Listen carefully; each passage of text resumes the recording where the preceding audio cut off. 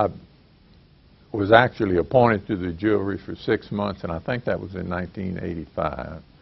And that would be the time that you had before you could have an election. And I had never, I'd always tried to work for, you know, someone that I felt was a good person, but I'd never been in a position like that. Probably my key was Charles Liggio. I thought he was an outstanding person. He was the first police juror I ever gave a contribution to when he was running, and thought that was everything was taken care of with that. But anyway, so I ran. I came up here and I said that this was a wonderful experience. It's going to be a civic experience for me, but I had no intentions of running. And I said that out in the public. And by golly, I enjoyed what I was doing. I really felt good about it. And so when it came time, I said, I'm going to run. Well, of course, all of the, I remember Channel 7 more than anything else, came over and asked me, and I explained everything. And I was at a function with LSU at the Habibi Temple that night, and I walked in, and the fellow that had did the camera work in my office when we were talking ducked his head. And so I knew this was not going to be good. And so here it comes on, and it starts off with, this is what he said. Now this is what he says. I walked over to the little cameraman. I said, look, don't worry about me. I said, you know, you're doing your job. You were told what to do. I'm sure you did a good job. That has nothing to do with you. And if I can't take this, I shouldn't be there. And so that was the beginning of me understanding that what you say can be used against you. So from there, we went forward, and at that point in time, I declared I was on a run, and a fellow named Valley ran against me. He was an attorney here in town. And it was basically a good situation for me because I'd never really run for anything like this. And he was a down, dirty Democrat. And I mean, he started coming out in the papers, all kind of nonsense. And at first I was alarmed. I couldn't understand how, and finally I started checking it. It sounded so good. And the problem was, when you looked for the address, there was no person or no address there. So that's when I realized that this is what was going on. And I did what I thought I ought to do. I walked my whole neighborhood. It was a very healthful thing for me. I lost 10 pounds just walking and knocking. And I certainly had some people slam a door in my face. And I pretty well knew where they were from, but that's okay. And but anyway, it was a good thing for me to get broke in with. We were in the midst of trying to do something with landfills, and we had an awful lot of problems with that at the time. We were starting to get into really working on the gravel roads in the parish. I think now we have more hard service roads in the parish than any parish in the state of Louisiana. We did that by telling the people what we wanted to do, and they gave us permission to do it. And we had some kind of bond issue. I don't remember exactly what it was, but it was very clever or a very smart way of doing things. And we actually had some people that were going to be the financiers of this program. They came and explained everything to us. Some of it was a little bit over my head, but they really seemed to be outstanding people, and it was one of those things where my gut feeling was that we were doing the right thing. And I think that turned the police jury around, but really turned it around when they saw what we were doing. And one of the things I remember was that some people came up and complained about a hard surface road that nobody was on. And it kind of blew my mind, because you were going from Iowa to Lake Charles or something like that, or one small community to another one. It was a connection, and it was very important to have that road. Safety reasons, everything else, but it improved everything. We had just done the North Lake Charles Community Center, and they had 2 rooms in there that could be dental. They had 1 chair and unit and 1 x-ray. And so I organized the North Lake Charles Volunteer Dental Service from our dentist, and we would go out there a half a day. Each would volunteer a half a day at no cost.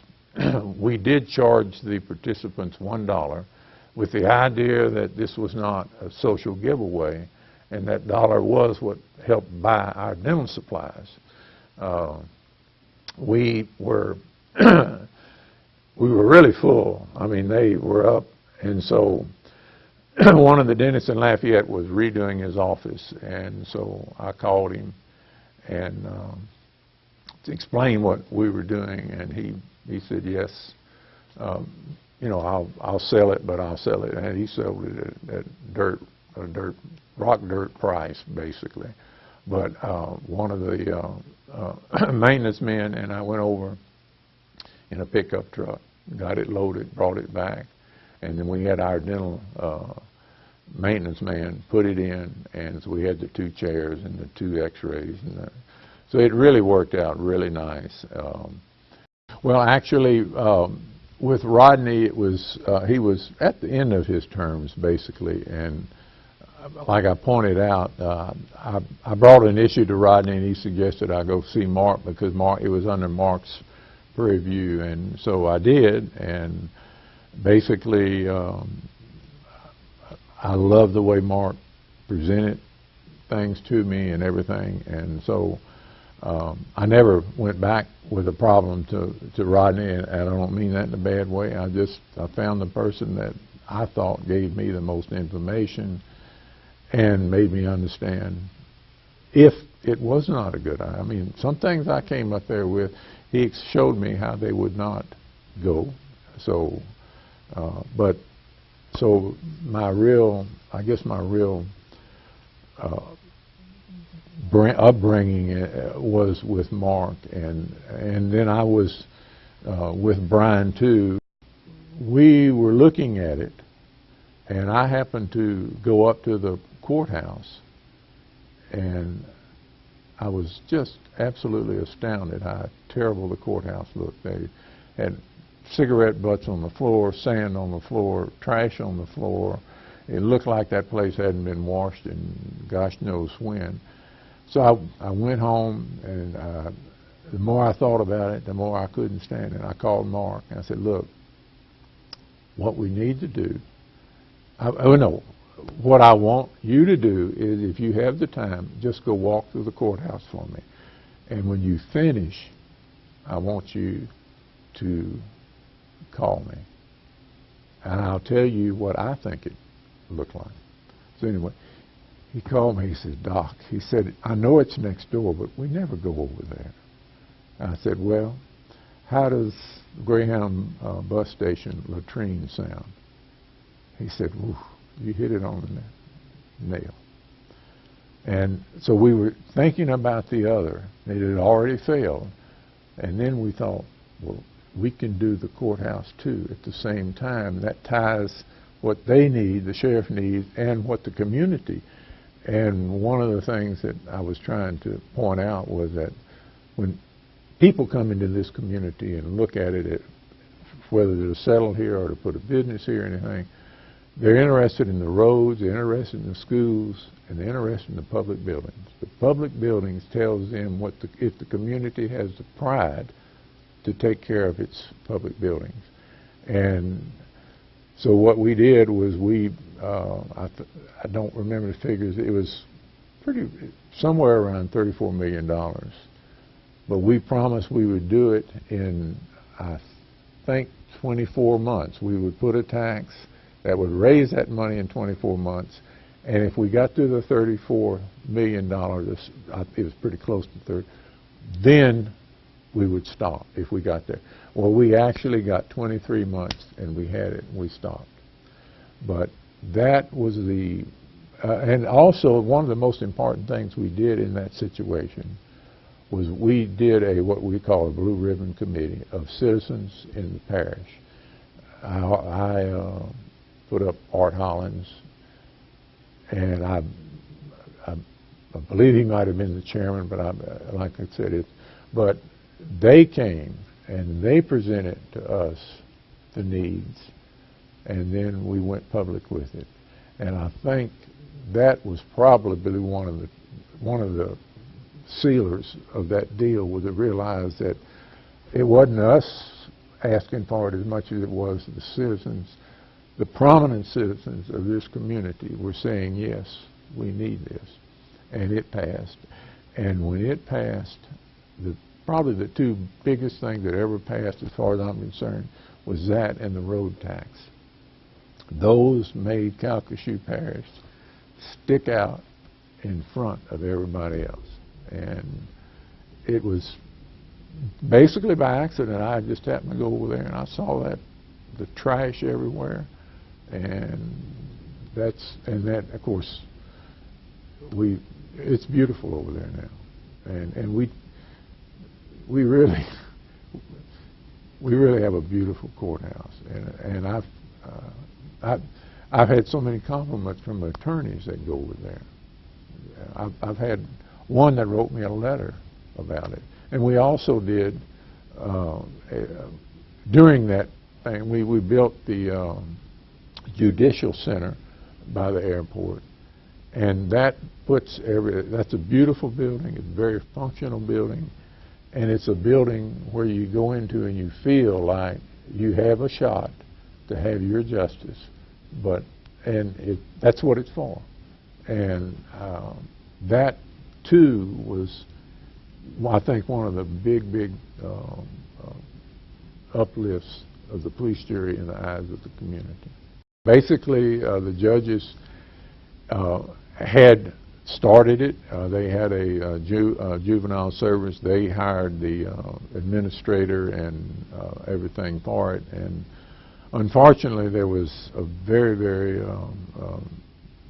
bad incident over there, which brought everything to light. And of course, the administrator was being fired, and I was sent over by Mark as police jury representative to a hiring. And basically, we had all kind of people coming in here, some of them, and this was at a bad time economically. People looking for a job that had no experience whatsoever. And I don't remember how many people we saw, but we saw a tremendous amount of people. And I went over to the police jury and got a sheet that Mark used when someone is applying for a job, and it gives you titles and asks for what your feelings are on all of it. So they had to fill that. When they came in, we'd ask those questions. So we asked everybody the same question, and we could write what we thought. And finally, after I don't know how many hours we were in there, I think they said, we think that maybe y'all ought to run it. And anyway, I went, I'm not sure exactly of it, but I went back to Mark and said, they want us to take it over. And from there, we did take it over. And it's probably one of the best in the state of Louisiana. Well, the Gavel, basically, during the ice storm, one of the oak trees over by the district attorney's office had a big branch that fell off. I happened to come up, I was coming up to see Mark, and I saw the branch, and I went up and I said, Mark, can I cut that branch up and keep it because it's a courthouse oak? He said yes. So I had to go home, get my little saw, and I sawed it in about 4 places and brought it home. And I put it up on wood, but I left it out in the weather, and I let it age. And aging is basically deterioration. So you can see all of the different colorations in it. That was the aging that was going on. And when I finally decided it was enough, I got into it, and I was very glad I got into it because it was getting possibly too aged. But that's why it has all the color in it. This is the gavel, and this is called the striker, which of course you just hit, but that's the proper name for it. So I made it, and I brought it back, and I was excited because I felt like I've given something back to the police jury, and the fact that it was the oak from the courthouse tied it all in. And I mean, they never. I think they said it would be encased, and it may be used ceremonially, but not off. You know, I think they were afraid it'd break. But I'll guarantee you, it's not going to break.